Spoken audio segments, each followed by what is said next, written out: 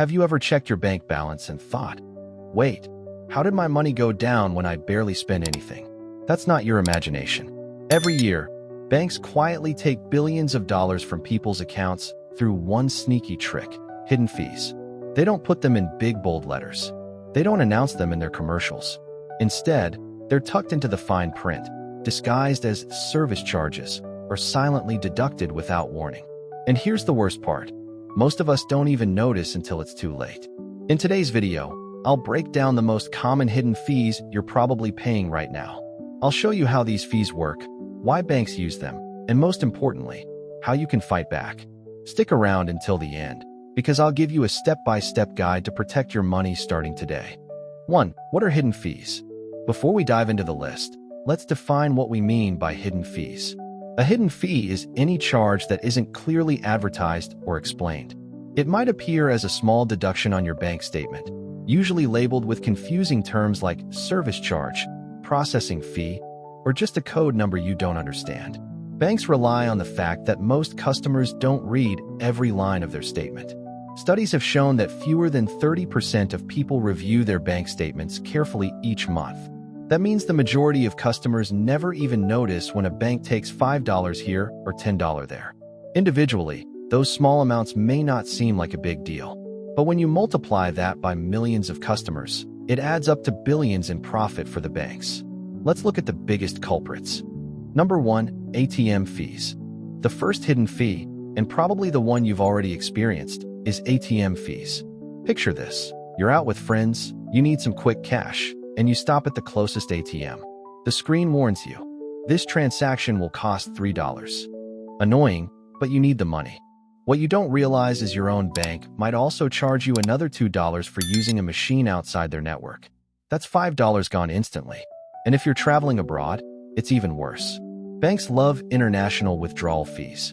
Not only do they charge you a flat fee for using a foreign ATM, but they also slip in a currency conversion markup, usually 2 to 3% of the amount you withdraw. So if you take out $500, you might lose an extra $15 in conversion fees alone. Real-life story. A traveler named Sarah shared that during a 2-week trip in Europe, she used her card at ATMs 8 times. By the time she got home, she had lost over $100 in fees, money that could have paid for another hotel night or a nice dinner.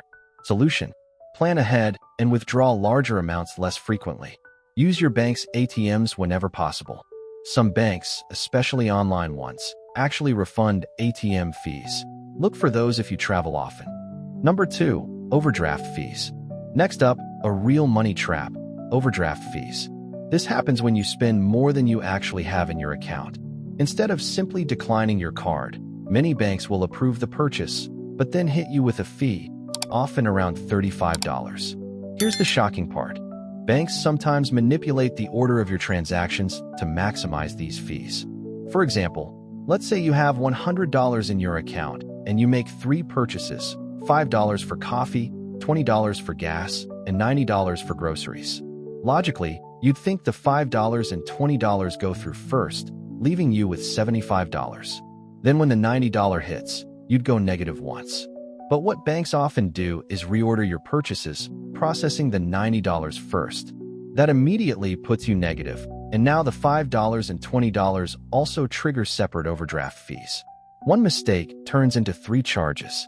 Statistic: in 2022 alone, U.S. banks collected over $8 billion from overdraft fees. That's money taken from people who were already struggling to make ends meet.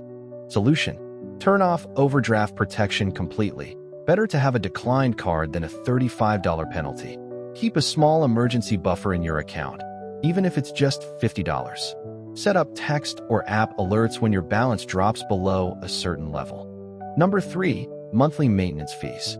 Another one that drains people silently: monthly maintenance fees. This is essentially your bank charging you just for holding an account. Some accounts charge $5, others $15, and some as high as $25 a month. That's $60 to $300 a year just to let the bank hold onto your money. Many banks claim you can avoid these fees if you keep a minimum balance or set up direct deposit.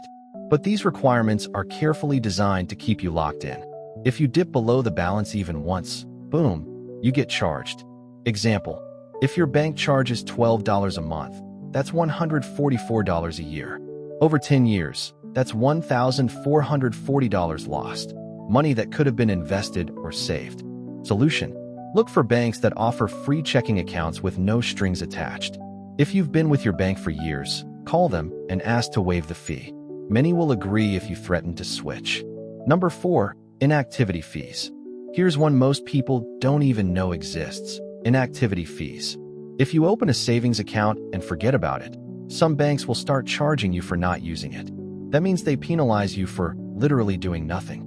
It's a win-win for the bank. They hold your money, invest it, earn interest, and then charge you for not touching it. Solution: if you're not using an account, close it, or set up a small recurring transfer, like $5 a month, to keep it active. Number 5. Paper statement fees. Remember when bank statements in the mail were free? Now some banks charge $2 to $5 a month just to send you paper statements. That's $24 to $60 a year. It's a small amount, but again, multiply that by millions of customers, and the banks rake in millions for doing almost nothing. Solution: switch to digital statements. And if you really need paper, ask your bank to waive the fee. 7. Why banks use these hidden fees. So, why do banks charge these fees in the first place? The short answer: profit. In 2023, U.S. banks alone made over $15 billion in fee income. Globally, the number is much higher. Fees aren't about covering costs. They're part of the business model.